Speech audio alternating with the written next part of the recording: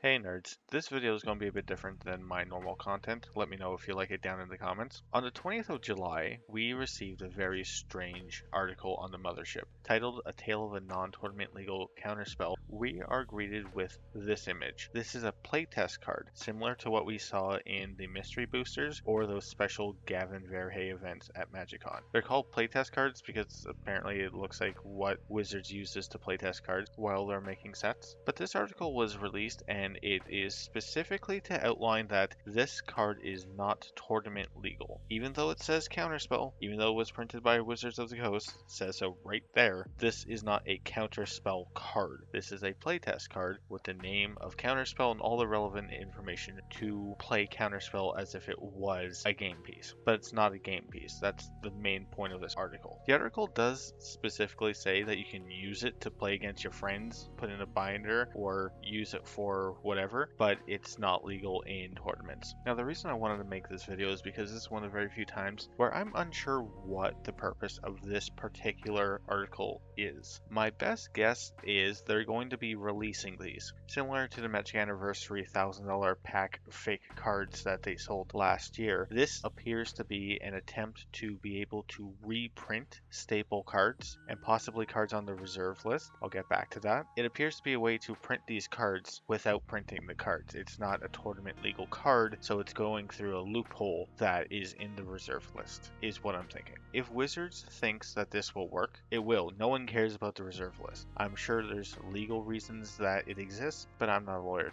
Now, Armoric on Reddit did make a very interesting point. These could potentially be includes for future secret layers, or simply secret layers themselves, marketed as playtest cards used to sell the secret layer. Theoretically, they would be able to print reserve list cards because they're not game pieces. Remember, these are non-tournament legal, token, proxy, whatever thing. Personally, I'm okay with this. The idea that they can circumnavigate the reserve list and maybe eventually work around to just printing the actual cards with a very slight variation that just says playtest on the back or whatever, and we could get reprints of much needed, very expensive cards. That's all upside. Because the fact of the matter is, everyone's proxying anyway. I don't know about you, but whenever I play in person now, most people have at least a couple cards proxied in their deck, and I never have an issue with that. This honestly looks like an attempt from Wizard to try and monetize proxies of their game because their game is so expensive, which is an insane line of thinking. But honestly, that's just what I think. What do you think this article means? What is the point of this article? Let me know down in the comments. I haven't done much video content like this, so if you like it, let me know. Remember to subscribe if you haven't already. Thanks, nerds.